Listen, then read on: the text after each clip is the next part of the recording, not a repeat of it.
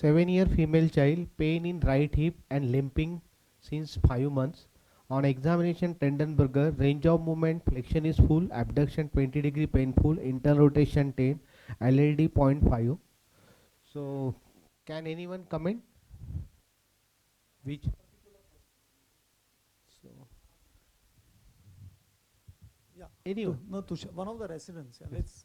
So, sir has already explained the classification, so anyone can pick up. So let's go through these 4 parts, no, A, B, C, and D. So Harshit, what do you feel is stage of the disease here?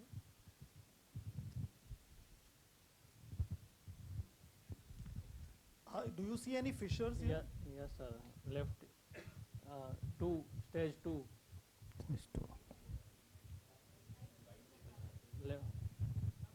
Okay, no. The right stage is one. Stage 1. Yes. And stage 1, A or B? You see at the height of the femoral head, is it reduced or?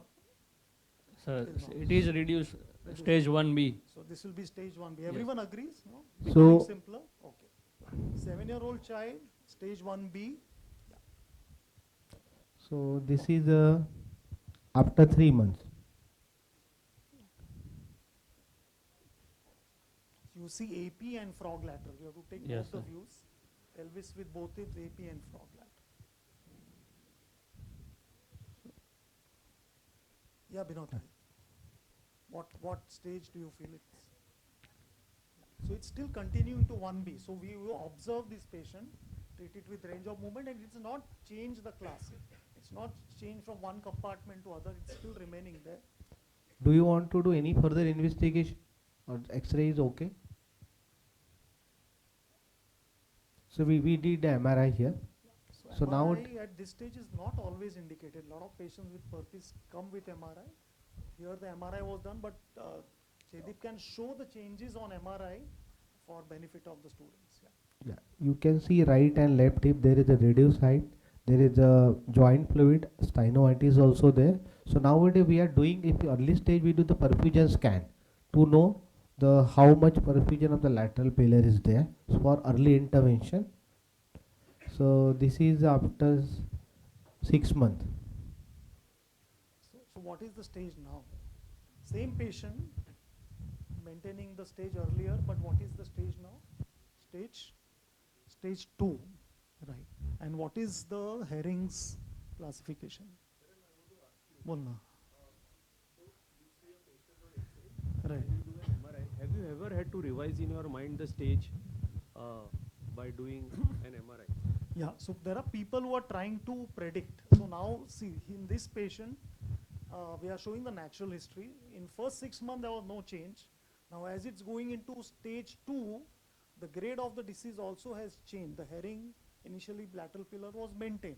And now we see it's not maintained. So it's moving from Herring A to Herring B. As this, so people are trying to see if MRI, especially the perfusion scan, can it predict how the femoral head will behave? And still there is no answer. 2 points, I remember from working with sir. Go back to so many years I spent staring at the X-ray films next to him. So he used to say two points मेरे दिमाग में अटक गया. One is if the rotations are restricted in both directions. Right, both. Then you have to suspect your diagnosis whether it is Perthes or not. Right. It is still there. I want to ask him whether he still holds on to that thought. And number 2, now he says that we keep looking at the X-ray, and if the shenton gets broken, then we tackle the patient. This is way before Benjamin Joseph's paper sirs ever came. So does sir still abide by that thought?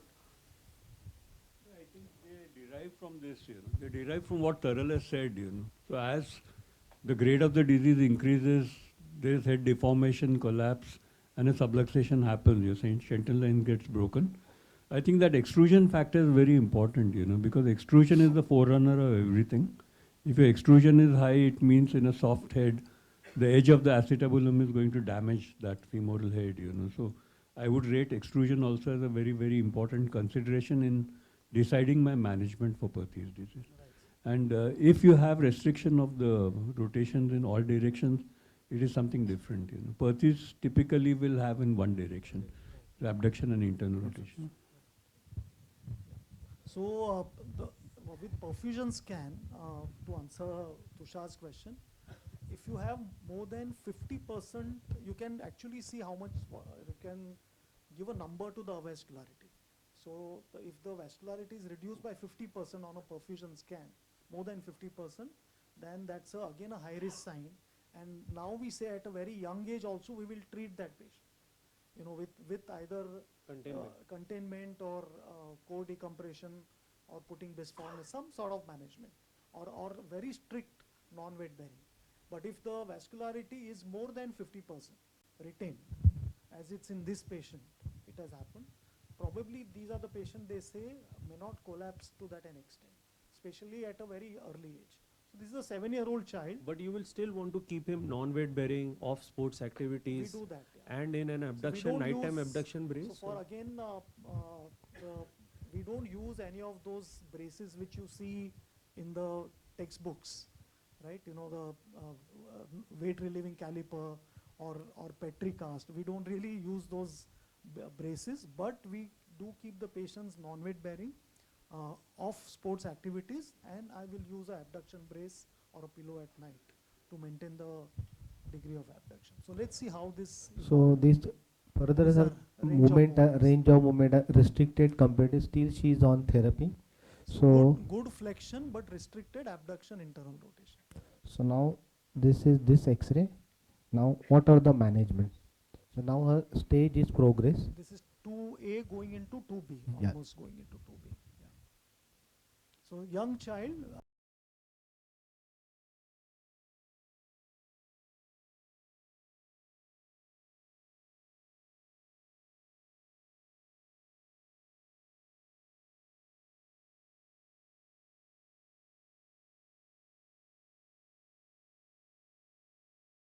Vision how it differs between the two sides. You know. Yes. Yeah. Go back one more. Go back, yeah. Yeah, you see the difference in the medial joint space between the two. You know.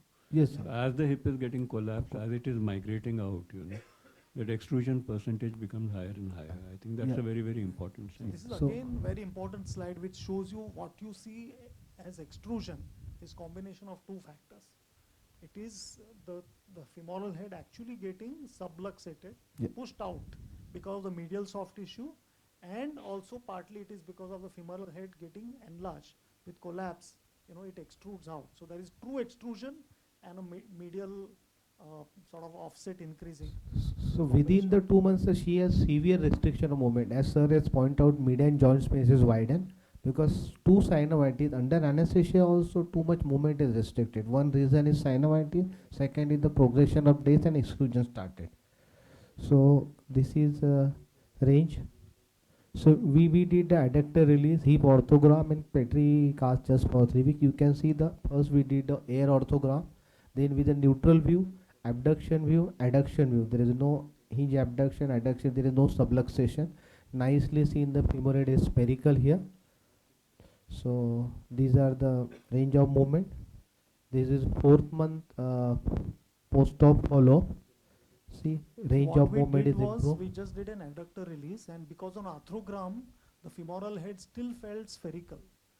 You know, and the child is young, 7-year-old. You know, we decided to treat this conservatively. If this child, same child was 9-year-old, definitely, you know, we would go ahead and do a varus derotation osteotomy, containment surgery on day 1. But since the child was young, we decided to give it benefit of doubt and just observe and see what happens. So this is 1.3 years follow-up. Her clinical, she almost full range of movement.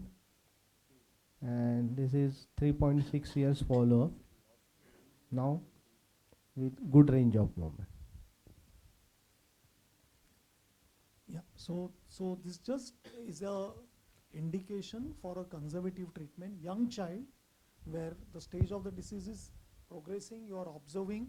There are signs that in an older child would definitely make you do surgery, but in a younger child, we have still conserved and got good result. Yeah.